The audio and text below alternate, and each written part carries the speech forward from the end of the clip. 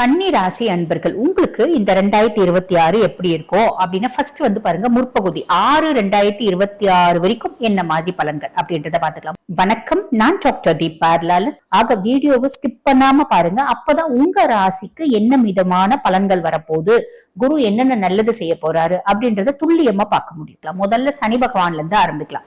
சனி பகவான் கண்டக சனியா இருக்கு, 7ஆம் பாவத்துல சனி. கண்டக சனி அப்படின் போது ஆரோக்கியத்துல கவனம் அப்படின்றது தேவை.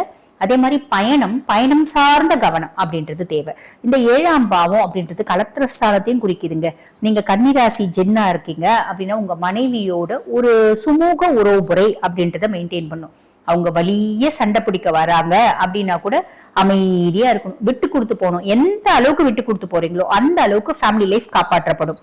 ஜென்னா இருக்கீங்க அப்படின்னா, லேடியா இருக்கீங்க அப்படின்னாலும் உங்க கணவன் சார்ந்து நிறைய இடையூறுகள், நிறைய மென்டல் ஸ்ட்ரெஸ், டென்ஷன் வரதுக்கு வாய்ப்பு உண்டு. விட்டு கொடுத்து போறீங்க அப்படின்னா பிரச்சனை கிடையாது.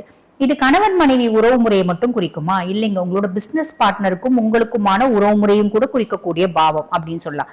அப்போ உங்களோட பிசினஸ் பார்ட்னர் என்ன சொல்லுவாரு, இன்னும் ஒரு பெரிய கன்சர்ன், டாடா கன்சர்ன், பிர்லா கன்சர்ன்ல என்ன வந்து பார்ட்னரை கூப்பிட்டாங்க, இன்வெஸ்டரை கூப்பிட்டாங்க, வலிய கூப்பிட்டாங்க, நான் வேண்டான்ட்டேன், உன் கூட வந்து நான் சேர்ந்துட்டேன், உனக்கு எஃபிகசியே இல்லை, உனக்கு இந்த பிசினஸ முன்னேற்றி கொண்டு போகக்கூடிய திறமையே இல்லை அப்படின்ற விதத்துல எல்லாம் பேசுவாங்க. நான் டாடா பிர்லாக்கே நான் தான் காசு கொடுத்தேன் அப்படின்லாம் பேசுவாங்க. பட் இருந்தாலும் சரி, நம்ம மனசுக்கு தெரியும் இது வந்து பொய் சொல்லுது, சும்மா எதையோ ஒருத்த புலம்பேன் இருக்கு அப்படின்னு. அதை அப்படியே இக்னோர் பண்ணிட்டு ஆமாங்க கரெக்டு தான் அப்படின்னு ஒண்ணு அவங்க சொல்றதுக்குலாம் ஆமா சாமி போட்டுக்கோங்க. இல்லைன்னா அதை வந்து காது கொடுத்து கேட்காதீங்க. இல்ல அப்படின்னா அவங்க பேச ஆரம்பிக்கும் போதே நீங்க அவாய்ட் பண்ணிட்டு வேற டாபிக் கொண்டு போங்க, விட்டு கொடுத்து போயிடுங்க. ஃபேமிலியானா இருக்கட்டும், பிசினஸ் ஆனா இருக்கட்டும், பிரச்சனை கம்மி. புரியுதுங்களா? இது வந்து ரெண்டாவது நீங்க சொன்னீங்களே இங்க பயணத்துல கவனம் அப்படின்னு. ஆமா, அது என்ன அப்படின்னா, பொதுவா கண்ணி நீங்க எந்த அளவுக்கு எஃபிகசியான டிரைவரா இருக்கீங்க அப்படின்னா கூட 2 வீலர் ஓட்டும் போது கவனம் அப்படின்றது தேவை. மேக்சிமம் 2 வீலர் ஓட்டுறதை அவாய்ட் பண்ணுங்க. கார் ஓட்டுறீங்க அப்படின்னா, நான் கார்ல ஃபர்ஸ்ட் கிளாஸா ஓட்டுவேங்க, படுத்துட்டே கூட கார் ஓட்டுவேன், கவுந்தடிச்சு கூட கார் ஓட்டுவேன், இப்படி இல்ல தலைக்கீழே உட்காந்துட்டு கூட கார் ஓட்டுவேன். எவ்வளவு எஃபிகசி இருக்கு அப்படின்னாலும் இந்த காலகட்டத்துல இன்னும் கொஞ்சம் காஷியஸா இருக்கணும். காரணம் என்ன அப்படின்னா, உங்களுக்கு கண்டக சனி என்ன பண்ணுவாரு, நம்ம பாட்டும் சிவனேன்னு ஓரமா நடந்து போயிருந்தா கூட ஏதோ ஒரு புள்ள புதுசா ஒரு வண்டி ஓட்ட கத்துக்குதுன்னு வச்சுக்கோங்களேன், 2 வீலரு எல்போர்ட் மாட்டிட்டு வந்து நேரா நம்மள பார்த்து மோதும். எங்க எத்தனையோ இடம் இருக்கும், எல்லாத்தையும் விட்டு வந்து நேரா நம்மள மோதும். ஆக நேரம் சரியில்லை அப்படின் போது ஒரு வார்த்தை சொல்லுவாங்க பாத்தீங்களா, சிங்கம் வாயில எலி வந்து டான்ஸ் ஆடும், அந்த கதை தான் நம்ம கதை. அப்ப டிராவலிங்ல கொஞ்சம் காஷியஸ்னஸ் அப்படின்றது வச்சுக்கோங்க. என்னுடைய எஃபிகசி எவ்வளவு வேணா இருக்கலாம், இந்த காலகட்டம் டிராவலிங்ல கொஞ்சம் கவனம் அப்படின்றது வச்சுக்கோங்க. இது சனி பகவான் நமக்கு கொடுக்கக்கூடிய பலன்கள் அப்படின்னு சொல்லலாம். அதுக்கடுத்து ராகு 6ஆம் பாவம் அப்படின்றது ருணரோக சத்ருஸ்தானம். ருணரோக சத்ருஸ்தானம் ராகு. சத்ருக்கள் பெருசா இருக்க மாட்டாங்க, அது உண்மை. கடன் பெரிய லெவல்ல வாங்கக்கூடாது அப்படின்னு பெருசா யோசிக்க வேணாம். காரணம் என்னன்னா, குருனோட பார்வை இருக்கு, குரு சண்டால யோகம் இருக்கு, அந்த ஸ்கின் மேனிஃபெஸ்டேஷன்ஸ் வரும், ஹெல்த் இஷ்யூஸ் வரும், அப்படிலாம் பெருசா யோசிக்க வேண்டாம். நீங்க கேட்கிற இடம்லாம் கடன் கிடைக்கும், பெரிய லெவல்ல கடன் வாங்காதீங்க, சிம்பிள். உங்களோட டெய்லி வேலையை நீங்க பர்ஃபெக்டா செய்வீங்க, குரு பார்வை இருக்கு, கவலைப்படணும் அப்படின்ற அவசியம் இல்லை. கேத்து 12ஆம் பாவம், அயன சயன போஜன மோட்ச வரைய ஸ்தலத்துல கேத்து. நிறைய பேருக்கு வெளிநாடு போறதுக்கான பிராப்தம், கடல் தாண்டி இன்டர்நேஷனல் கரன்சிஸை கையாளக்கூடிய ஒரு ஆப்பர்ச்சுனிட்டி அப்படின்னு சொல்லலாம். ஒரு தீர்த்த யாத்திரை போறது, ஒரு டூர் போறது, ஒரு காசி கயா போறது, அதே மாதிரி பாத்தீங்கன்னா ஒரு சித்தர்களோட ஜீவ சமாதி போறது, இப்படி நிறைய விஷயம் இறைவர் சார்ந்து ஆன்மீகம் சார்ந்து நம்மளுக்கு நாட்டம் வரும். நல்லது செய்யுங்க, எந்த தப்பும் இல்லை. ரொம்ப இளம் வயசு கன்னிராசி அன்பர்கள் படிக்கிறதுக்கு ஃபாரின் போறதுக்கு அதுக்கு எல்லாம் ஆப்பர்ச்சுனிட்டி இருக்கு. It's very good, go through அப்படின்னு தான் சொல்லணும். சரி, அதுக்கு அடுத்து குரு பகவானை பத்தி சொல்லணும். குரு பகவான் வந்து பாத்தீங்கன்னா தொழில் குருவா இருக்காரு 10ஆம் பாவத்துல. பொதுவா குரு வந்து பாருங்க உங்களுக்கு 4 மற்றும் 7க்கு அதிபன். சுகதாயாஸ்தானத்துக்கும் அவன் தான் அதிபன், கலத்திரஸ்தானத்துக்கும் அவன் தான் அதிபன். அவன் தொழில் குருவா இருக்கான். தொழில் குருவா இருக்கா அப்படின் போது கன்னிராசி அன்பர்கள் உங்களுக்கு குரு வந்து பாத்தீங்கன்னா உங்களோட ராசி அதிபன், அதாவது புதனோட ஆதிக்கம் பெற்ற பர்சனாலிட்டிஸ். நீங்க புதன் உச்சமடையக்கூடிய ராசி. புதனுக்கு இவன் நட்பா பகையா அப்படின்னு கேட்டா பகைதான், நட்பு கிடையாது.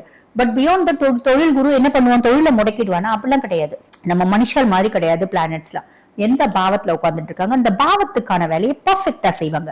அப்ப தொழில் குரு நீங்க என்ன தொழில் செய்றீங்க அப்படின்னாலும் அதுல மேன்மை, முன்னேற்றம், அபரிவிதமான வளர்ச்சி அப்படின்றத அவன் கொடுத்துருவான். அதுக்கு நம்ம முதல்ல தொழில் செய்யணும், 2வது உத்வேகத்தோட செய்யணும், 3வது சின்சியரா செய்யணும், 4வது நல்ல செய்யணும்ன்ற எண்ணத்தோட செய்யணும். இதெல்லாம் இன்பில்ட்டாவே உங்களுக்கு உண்டு. பட் பியாண்ட் தட் பொதுவா கண்ணியை பத்தி சொல்லணும் அப்படின்னா ரொம்ப டாக்ட்ஃபுல் பர்சனாலிட்டி. பொதுவாக எல்லாருக்கும் plan A, plan B, plan C தான் இருக்கும். ஆனா கண்ணிக்கு அப்படி கிடையாது. Plan A, plan B, plan C, plan D, plan Z வரைக்கும் இருக்கும்.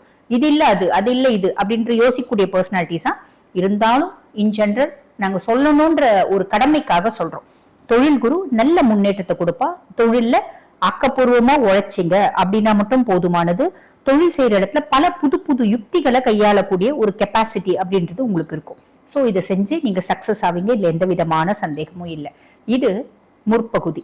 இப்ப பிற்பகுதி 1/6/2026 மேல எனக்கு என்னங்க நடக்கும் அப்படின்னா, சனி பகவான்.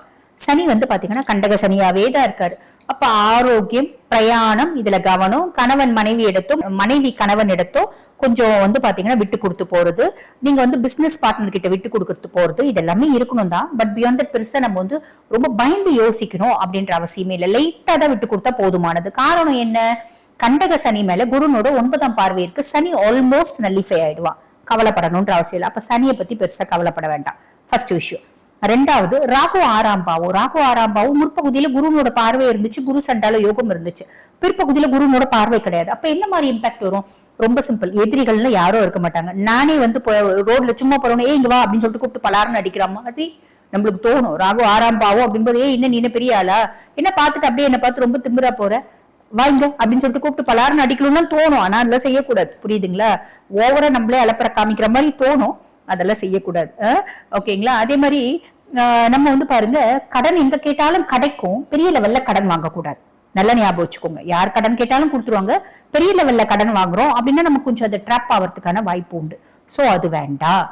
ஹெல்த்ல ரொம்ப கவனம் அப்படின்றது தேவை. உன்னோட டே டு டே ஆக்டிவிட்டிஸ் வந்து பாத்தீங்கன்னா ஒரு நாள் ஓவரா உழைக்கிற மாதிரி இருக்கும், ஒரு நாள் அப்படியே வந்து சோம்பேறித்தனமா இருக்க மாதிரி இருக்கும். உங்களோட டே டு டே ஆக்டிவிட்டிஸ் வந்து பாத்தீங்கன்னா கரெக்டா வந்து ஓடாது. நம்மளாம் முடிவு பண்ணிக்கணும். நம்ம வந்து டே டு டே ஆக்டிவிட்டிஸ் காலையில எந்திரிச்சு நைட் வரைக்கும் நம்மளுக்கு இதெல்லாம் நம்ம பிளான் பண்ணிக்கணும், இது பிரகாரம் செய்யணும் அப்படின்ற மாதிரி ஒரு பிளான் பண்ணி செய்யணும். புரியுதுங்களா?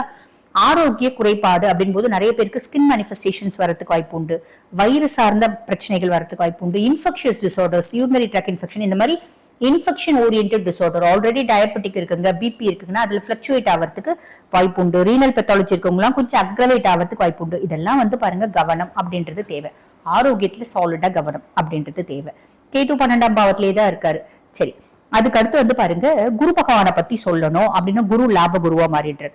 லாப குருவா உச்ச பெற்று அமர்ந்திருக்காரு. கன்னிராசி அன்பர்கள், நீங்க என்ன வேலை செய்யறீங்க அப்படின்னாலும், என்ன தொழில் செய்யறீங்க அப்படின்னாலும் அதுல அபரிவிதமான லாபம் அப்படின்றது குரு கொடுத்துருவார். நம்ம வேலை செய்யணும், சின்சியரா செய்யணும், டெடிகேட்டடா செய்யணும். முற்பகுதியில சொன்ன மாதிரியே செய்றீங்க அப்படின்னா நல்ல ப்ராஃபிட் அப்படின்றது கொடுத்துருவார். அதுக்கும் மேல நம்ம வந்து பாருங்க, இந்த 11ஆம் பாவம் அப்படின்றது நம்மளோட மூத்த சகோதர சகோதரிகளை குறிக்கக்கூடிய பாவம். உங்களுக்கும் உங்க மூத்த சகோதர சகோதரிகளுக்குமான உறவு நல்ல உறவா அமையும் அப்படின்னு சொல்ல அதுலயே எந்த விதமான சந்தேகமும் இல்லை. அதுக்கும் மேல குருனோட பார்வைகள் இருக்கு பாத்தீங்களா, 3ஆம் பாவம், 5ஆம் பாவம், 7ஆம் பாவம், இந்த 3 பாவத்துல ஒரு உச்ச பார்வை அப்படின்றது பாக்குறாரு. அப்போ உங்களோட தம்பி தங்கச்சி யாராவது இருக்காங்க அப்படின்னா உங்களுக்கு ரொம்ப சப்போர்ட்டிவா இருப்பாங்க. நானே ஒத்த பொறுப்புங்க, எனக்கு தம்பி தங்கச்சி எல்லாம் இல்ல, அங்காளி பங்காளி தம்பி தங்கச்சி இருக்காங்க, எனக்கு வந்து அண்ணன் அண்ணன் அக்கா அக்கான்னு ரொம்ப உறவாடுறவங்க இருக்காங்க, அவங்க மூலியமா ஏதோ ஒரு விதத்துல ஆதாயம் அப்படின்னு சொல்றான். என்னோட ஒரு அறிவாற்றலும் எழுத்தாற்றலும் சிந்தனை ஆற்றலும் அதிகமாகுது அப்படின்ற காலகட்டம். நான் எல்லாரோடும் ஒரு நல்ல ரிலேஷன்ஷிப் வச்சுட்டு இருக்கேன். நெய்பர்ஸோட, எதிர் வீடு, பக்கத்து வீடு, இது எல்லாரோடையும் இவங்க எல்லாரோடையும் ஒரு நல்ல ரிலேஷன்ஷிப் வச்சிருக்கேன். டிராவல் பண்ணணும்னு ஆசைப்படுறேன், டிராவல் போறேன். அந்த மூவி இதெல்லாம் வந்து எங்களுக்கு டூர் போகணுன்றோம், எல்லாரும் அழகா டூர் போகணும், இந்த மாதிரி எல்லாம் ஒரு ஆப்பர்ச்சுனிட்டின்னு சொல்லலாம். 5ஆம் பாவம் பூர்வ புண்ணியஸ்தானம், புத்திரஸ்தானத்துல குருனோட பார்வை. பூர்வீகம் சார்ந்து நல்ல செய்தி அப்படின்றது வரும். பூர்வீகத்துல சொத்து பத்து வீடு வாசல் எல்லாமே இருக்குமா, எங்களுக்கு ஒண்ணுமே கொடுக்கல, நிறைய உங்களுக்கு வரும். எல்லாருக்கும் 100 ரூபாய் கொடுத்தாங்க, எனக்கும் 100 ரூபாய் கொடுப்பாங்களா, கடைசி 50 ரூபாயாவது கொடுப்பாங்க. Something is better then nothing. நான் சாப்பிட்டா பஃபே தான் சாப்பிடுவேன், கூழ் குடிக்க மாட்டேன் அப்படின்னு சொல்றது கிடையாது. இல்லாத போது கூழ் கட்சா கூட குடிச்சிக்கணும், பஃபே வந்து பஃபேவும் சாப்பிட்டுக்கோங்க. புரியுதுங்களா? அப்ப என்ன இருக்கோ அதை யூட்டிலைஸ் பண்ணிக்கோங்க. கிடைச்ச வரைக்கும் சந்தோஷம் அப்படின்ற மாதிரி ஏதோ ஒண்ணு கிடைக்கும் அப்படின்னு சொல்லலாம். 7ஆம் பாவம் கலத்திர ஸ்தானத்தை குரு பாக்குறாரு. கலத்திர ஸ்தானத்தை குரு பாக்குறதுனால இது எப்படி, பிற்பகுதியில சனியும் வந்து பாத்தீங்கன்னா நல்லிஃபை ஆயிடுறாரு, கலத்திர ஸ்தானத்தை குருவும் பாக்குறாரு. அப்படின்னும் போது கன்னிராசி அன்பர்கள், உங்க கணவன் மனைவிக்குள்ள ஒரு நல்ல இணக்கம், நல்ல உறவு, ஒரு புரிதல், ஒரு அன்பு அப்படின்றது மேலோங்கும். ஆல்ரெடி டிவோர்ஸ் ஆயிடுச்சுங்க, புதுசா வந்து பாத்தீங்கன்னா ஒரு லைஃப் பார்ட்னர் வரதுக்கு வாய்ப்பு உண்டு. நாங்க வந்து இளம் வயசு லவ் வரதுக்கு வாய்ப்பு உண்டு.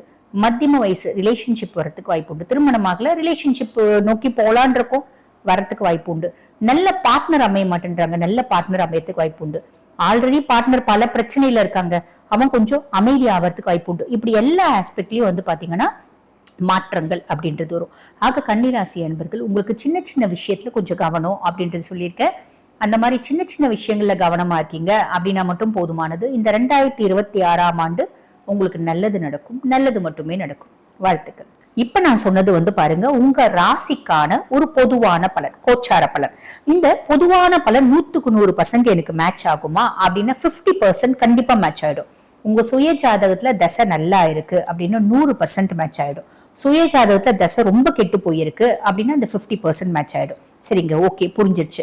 அப்ப சுய ஜாதகமும் பிளேஸ் அ மேஜர் பார்ட். ஆமா, சுய ஜாதகமும் பிளேஸ் அ பார்ட் அப்படின்னு சொல்லலாம். இப்ப நான் வாழ்க்கையில வந்து பாருங்க பல முக்கியமான விஷயங்களை முடிவெடுக்கும் தருணத்துல இருக்க. செகண்ட் மேரேஜ்க்காக பாக்குறேன், திருமணத்துக்கு பெருசா நல்ல வரன் அமைய மாட்டேங்குது.